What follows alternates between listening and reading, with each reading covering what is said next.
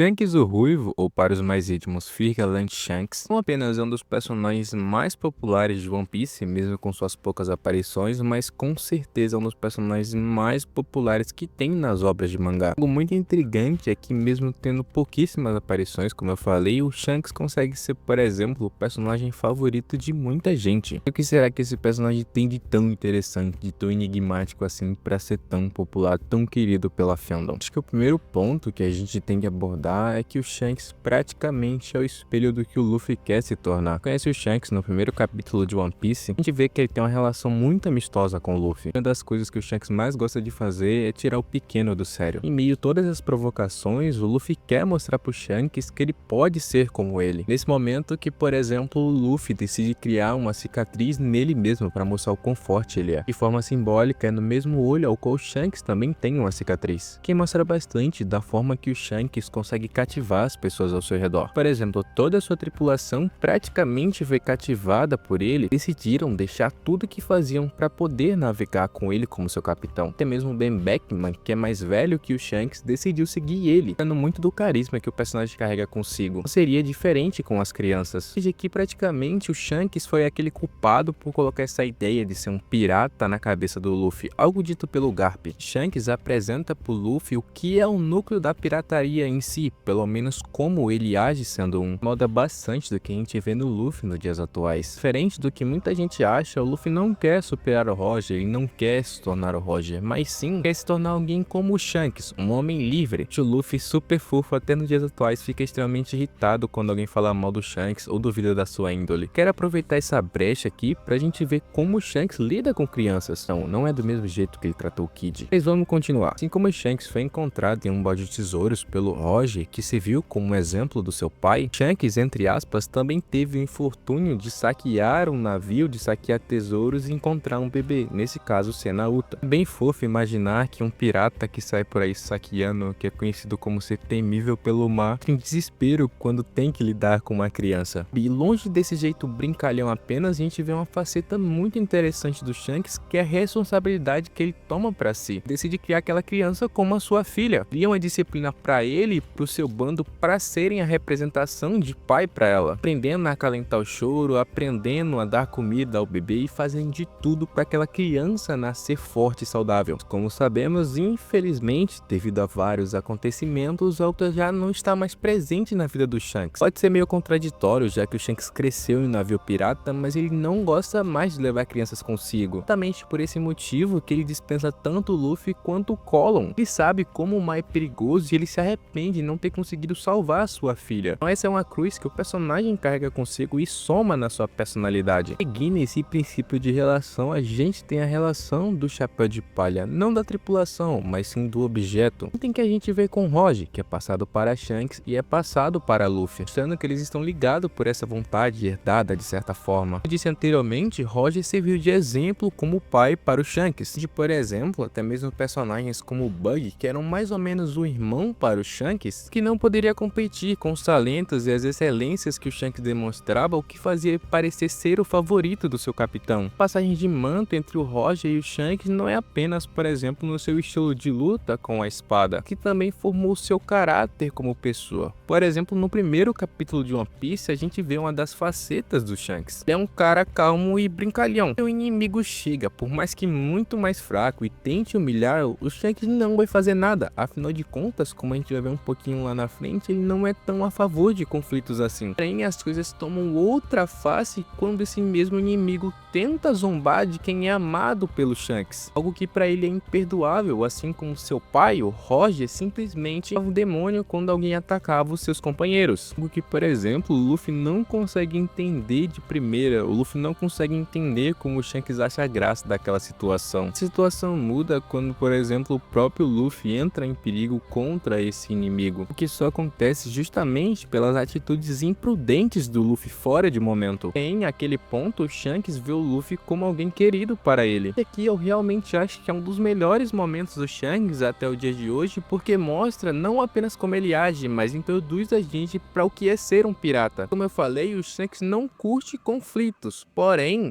no momento em que você aponta a arma para alguém, você tem que estar preparado para ter uma arma apontada para você também, pois no fim das contas, ações sempre sempre vão ter consequências. Diferente de antes, que o Shanks não pôde estar presente pela Uta, agora ele vai fazer isso pelo Luffy. E ao mesmo tempo que o Shanks sacrifica o seu braço a uma parte de si, ele também consegue salvar outra parte de si ao mesmo tempo, que é o Luffy, mostrando para o garoto e o enriquecendo de como funciona realmente o mundo afora daquela realidade que ele conhece, o que é o perigo do mar. Nesse momento que o Luffy percebe a grandiosidade do Shanks, deseja superá-lo, tornar tão livre quanto aquele homem ao qual ele admira. Porém, ao mesmo tempo que o Shanks enriquece tanto o Luffy, é irônico que o Bug, alguém que o Luffy odeia, certas desavenças com o Shanks. Não apenas pelo fato do Shanks ter trollado ele e feito ele comer a Barabara no Mi, sim também pelo fato de que, por exemplo, o Bug tinha muitas expectativas no Shanks. O Bug esperava que o Shanks fosse realmente se tornar um novo Roger, o novo rei dos piratas. Eles têm a relação com aquele momento em que o Shanks cai em lágrimas, porém, Shanks diz que não era o momento, que ele não poderia ir atrás do One Piece. O Bug, isso é uma grande decepção. Da forma, o Bug não foi alguém ao qual o sonho do Shanks pôde tocar. Mas mesmo assim, não correndo atrás do One Piece logo de primeira, Shanks consegue sim se tornar alguém muito grandioso. Você imagina a cara do Higuma que se gabava por ter 8.000 beris sobre essa cabeça, sabendo que o Shanks já tinha mais de 1 bilhão naquela época. Shanks ascendeu ao mar, fazendo a sua fama enfrentando grandes figurões, como por exemplo a sua relação com o espadachim mais forte do mundo, o Mihawk. Se mostrou ser bastante marcante, pois até nos dias de hoje o Mihawk ainda espera alguém que seja mais forte que o Shanks para poder derrotá-lo. Ao mesmo tempo mostra que o Mihawk, por mais que seja tão cara fechada, é que o Shanks consegue cativá-lo de certa forma, seja pela sua personalidade e principalmente pela sua força. Mihawk trata essa rivalidade com muito carinho, com um certo respeito que, por exemplo, até mesmo personagens como o Kaido apresentam para o Shanks. Afinal, o Kaido gosta da força dos seus oponentes e o Shanks tinha isso a oferecê-lo. E ao mesmo tempo que a gente tem personagens tão emblemáticos que respeitam o Shanks, a gente também tem personagens que mostram uma outra face desse personagem. Por exemplo, o grandioso Barba Branca. Como eu disse, o Shanks prefere não entrar em conflitos direto. Por exemplo, em 2 situações, mandou o Rockstar para poder enviar uma carta de alerta a seus oponentes. Por exemplo, contra o Kid, ele ofereceu uma opção de rendição. Imagino quando ele viu que realmente pessoas que eram queridas para ele iam sofrer caso ele não fizesse nada. Mas isso não funciona muito bem quando você está de frente a um figurão como o Barba Branca, alguém que o Shanks disse que ocupava o topo da pirataria naquela época. Barba Branca é um grande pilar da antiga era e o Shanks é aquele que deseja preservar e tem planos para uma nova era. Então aqui a gente tem muito um conflito de ideologias e de como cada um se porta perante determinada situação, o que só pode ser resolvido quando 2 conquistadores colocam a sua vontade em conflito. Poder tão grande capaz até mesmo de partir os céus. Nem tudo é tão simples. De maneira hostil, a gente tem personagens como o Loki e o Teach,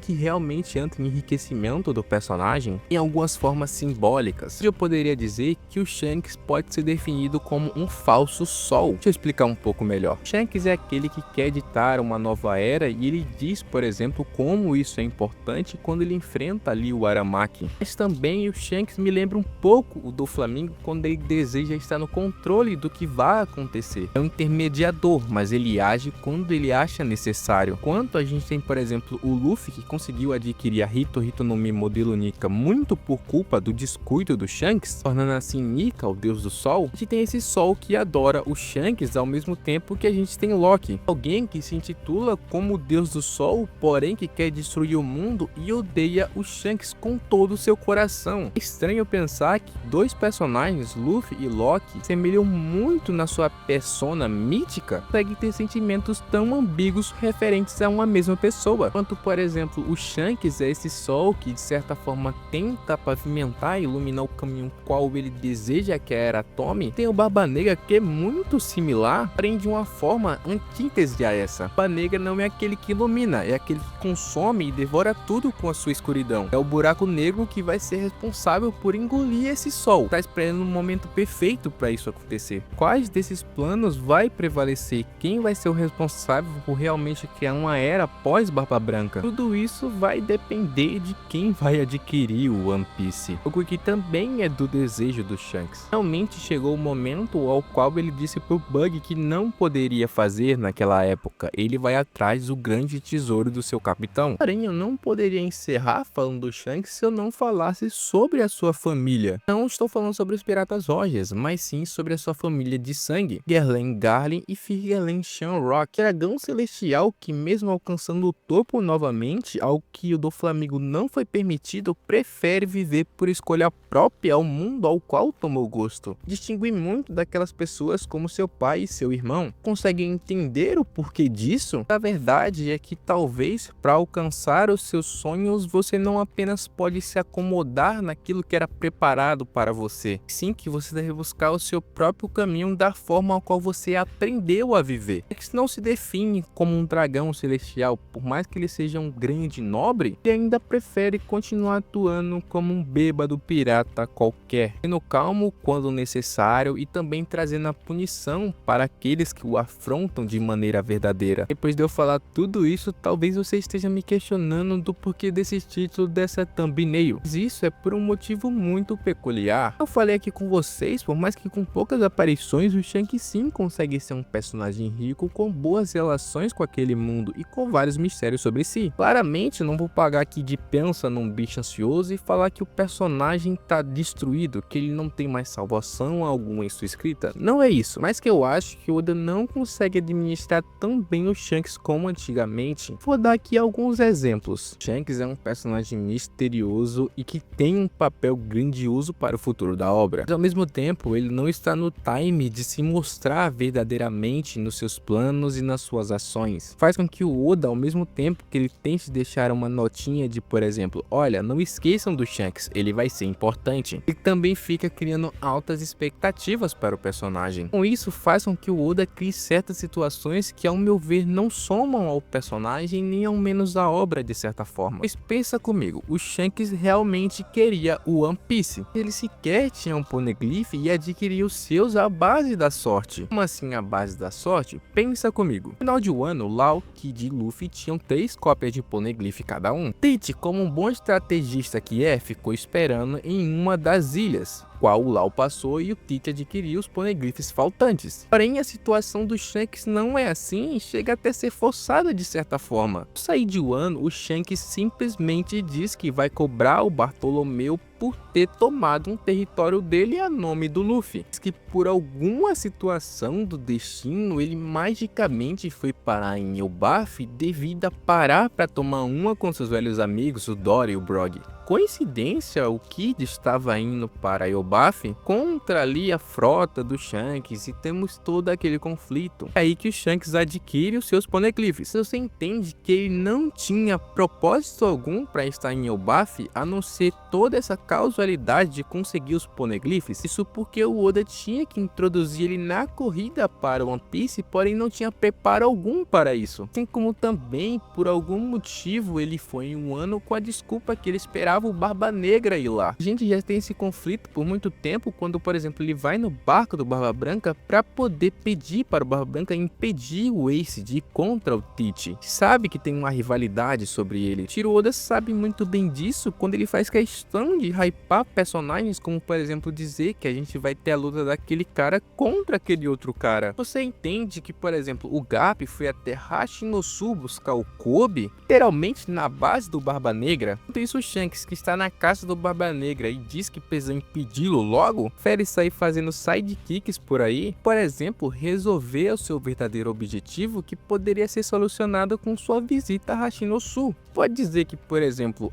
tem muitos piratas lá, mas vamos ser honestos que o Shanks é um personagem extremamente poderoso e um ataque de haki do rei dele derrubaria quase todos os piratas dali. E como ele parece desconexo entre os seus desejos e as suas ações, se por exemplo seus objetivos, por mais que grandes, não têm preparação, parecem muito feito pelo acaso. E outro caso que me incomoda bastante é como, por mais que o Shanks consiga ter muitas facetas, a maioria delas, que eu falei até mesmo nesse vídeo, não são totalmente claras no mangá. Por exemplo, toda essa relação da Uta veio por causa de um filme e um grande retcon. Oda novamente não preparou um terreno tão bom para poder introduzir toda essa questão que o Shanks tem com crianças. Eu acho que por isso, por exemplo, que particularmente eu não consigo sentir o que o Oda tenta fazer, ele tentar administrar e tentar mostrar pra gente que o Shanks seria o novo Roger dessa era. Digo isso em nível de poder e de influência, mas a representação da passagem do Chapéu de Palha, de tudo aquilo que o Roger representou,